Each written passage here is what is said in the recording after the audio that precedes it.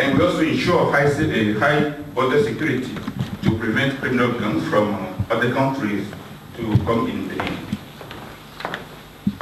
Yeah, the political situation is good to know. The security situation is also good to know. But as businessmen, you need to know what is the business environment. Is it easy to do business in Benin? Is it difficult? That's a good information for you to know. So I just want to talk about the latest doing business report. And concerning the point on starting a business, you can see on this table that to start a business in Benin it's quite easy. It's quite easy. When you look at the number of procedures, for Benin it is 5, while the average in other sub-Saharan Africa is 7.8. The time needed to start a business in Benin is 8, while the average in other sub-Saharan Africa is 27.3. So it's quite easy, and I would like to urge you to take this into account while making the decision to invest in Africa. I will talk also about the government agenda for the period 2016-2021, because there are many provisions in this agenda which are very relevant to businessmen and investors like you.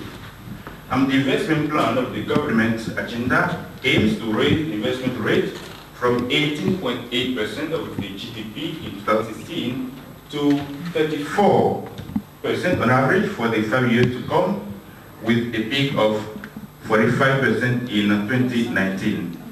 And the government of Benin hopes to achieve an average growth rate of 6.5% over the 5-year period. And there are many projects which will be implemented during this 5-year period.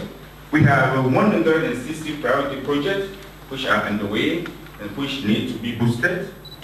We also have 94 new priority projects that the government of Benin will execute and implement.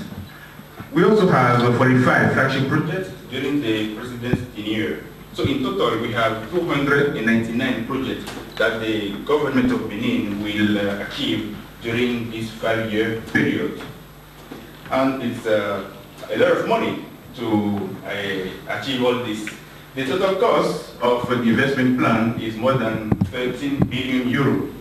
And the government of Benin has already secured more than 1 billion euro. So there is a need to raise an additional 12 billion euro. Now, what is important here is that the focus is on the private sector, because the government of Benin believes that the private sector is the main engine, the main driver for economic development. So, for the implementation of this investment plan, the priority is given to the private sector through public-private partnership. The private sector will contribute in an amount of more than 8 billion euro, that is 61% of the investment, while the public sector will contribute in an amount of more than 5 billion euro, that is 39%.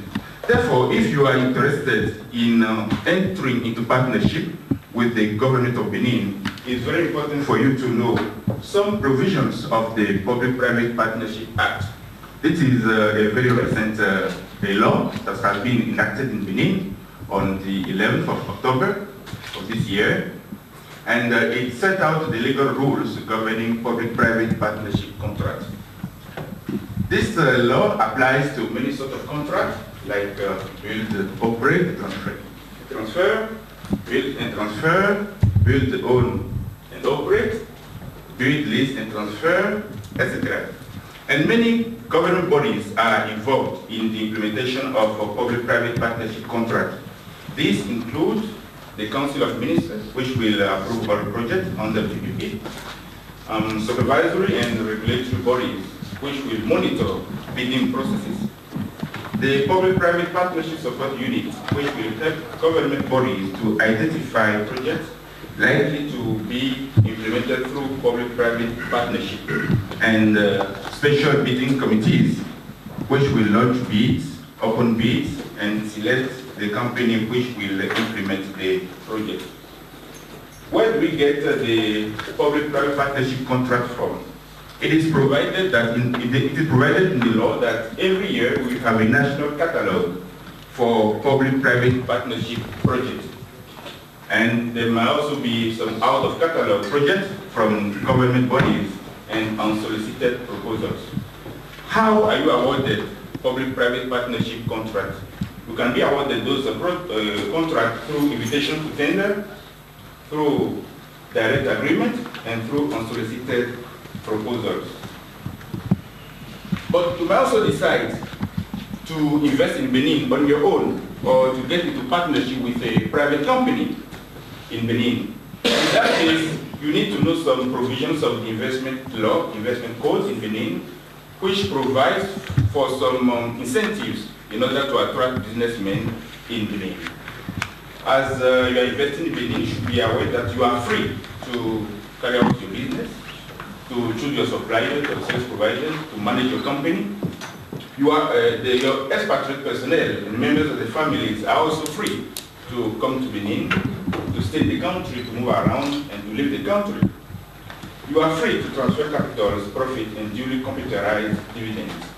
And last but not least, the government of Benin is not going to take any step to nationalize your company. This is very important. The investment code has provided for some privileged schemes when you want to invest in Benin. We have what we call treatment A for small and medium-sized enterprises, treatment B for larger-scale enterprises, and treatment C, or fiscal stabilization treatment. Concerning the treatment A, the investment should be comprised between 30,000 euro and 700,000 euro. And you should plan to employ at least 5 permanent wage earners of Benin nationality. Those are not the only conditions. There are some other conditions, but I have decided to put this forward so that you will be aware of that. There are some benefits if you are granted the treatment A. During the installation period, that is during the period when you are carrying out investment, you are exempted from import duties and taxes on machineries, equipment, and implements intended for the production or operation of the approved project. And import duty, exemption from import duties and taxes on spare parts within the limit of 15% of the CIF value of the equipment.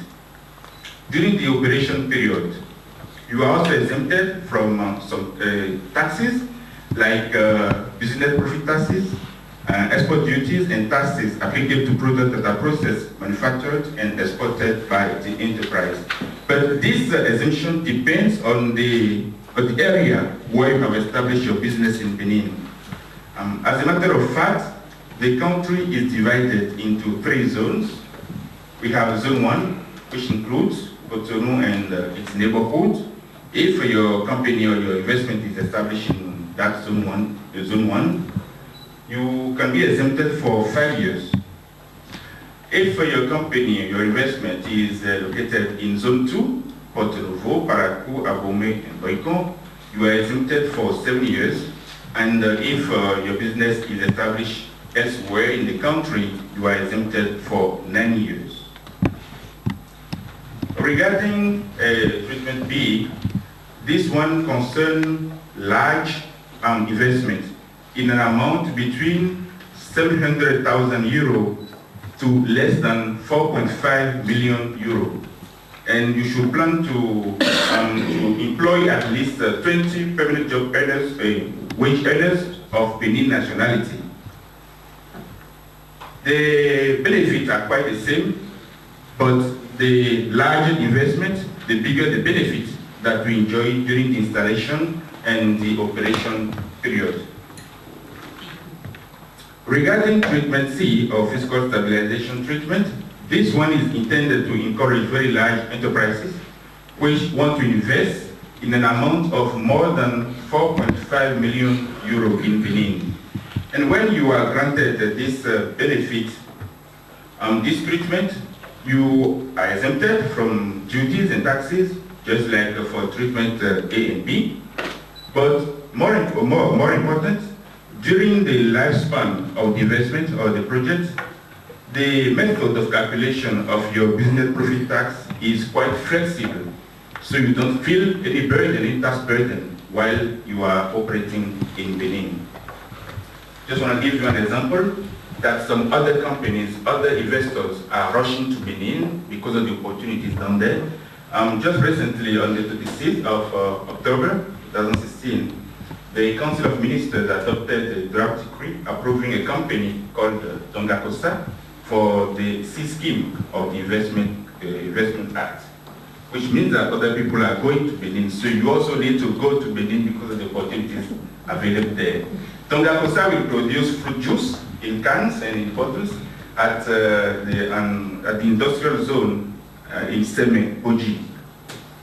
The amount of investment is more than 10 million euro, and this investment will help create 125 permanent jobs in Benin, which means that the provisions of the investment law are being applied and people are using this to come to Benin and invest in the country. So I would like to urge you also to look at that and try to come to Benin. But you also need to know that when you decide to invest in Benin, there are some organizations which will protect you, which will make sure that you can make profit, you can have your return on investment and make profit, and transfer knowledge, transfer technology, and add value to the production in the country. We have the Agency for the Promotion of Investment and Export, we call it APIES, which provide assistance to national or foreign investors in conducting any private investment project in Benin. Actually, the Director General of this organization was supposed to attend this meeting, but unfortunately he couldn't make it to Denmark due to some unforeseen, unexpected agenda constraints. So he apologized for not being here, but he hopes that very soon we'll have the opportunity to meet you in Benin, maybe the next year when we carry out that business trip to Benin.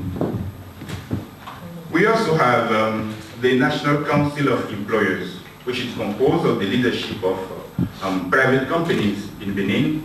That organization aims to defend the interests of private companies. So there are many organizations that can rely on whenever you face any kind of difficulty while operating in Benin.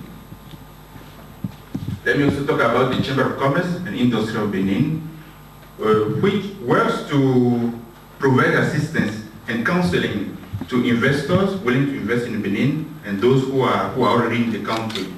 So this organization, they have a message for you, and I would like to play the video so that you can know what they do in Benin. Benin, because of its geographical position, is the gateway to a market of 300 million consumers, member of the major economic and regional groups in West Africa, such as the Economic Community of West African States, ECOWAS, and the West African Economic and Monetary Union, WAIU. Benin has all the assets of a secured investment pool profitable to any investor. To facilitate and encourage all initiatives, authorities have set into place efficient organisms and tools, including the Benin's Chamber of Commerce and Industry, CCIB. Created since April 12, 1906, the CCIB represents the main organization for facilitating investment and a gateway for Benin economic operators. Through its mission, which consists in informing, advising, supporting, and defending, the CCIB has helped in the installation of many firms, such as UBA, Ecobank Benin, L'Africaine des Assurances Benin, SGI Benin, and BRVM Benin. Thanks to the leadership of Benin economic operators, many firms are flourishing in the sector of trade. We could cite Erevan, La Roche, Cachaf Common. However, many other opportunities are open to operators willing to invest in this sector. In the industry sector, significant progress has been made. Private initiatives have permitted creating many companies, such as AgriSach, CAC5, Pharmaquip. Benin has now an industrial area with the capacity to host heavy investments. It is located at a 10-minute distance from the border with Nigeria. In the sector of agriculture, Benin has large spaces which are not exploited yet. The Wemi Valley, the second richest in the world after the Nile, offers great opportunities for the installation of agro-food processing units. Hotel and tourism are profitable sectors. They permitted the installation of many hotel establishments, such as Sun Beach Hotel or Benin Marina Hotel. Benin also has many wonderful and invasion spots, among which the W and Pentry Parks and the Panubu Falls. However, the sector remains open to all investors. Telecommunications are today a strategic stake to all investors, and Benin is living proof of this keen interest. Many telecommunications operators are sharing the market. The sector remains very open to any investor willing to invest in Benin.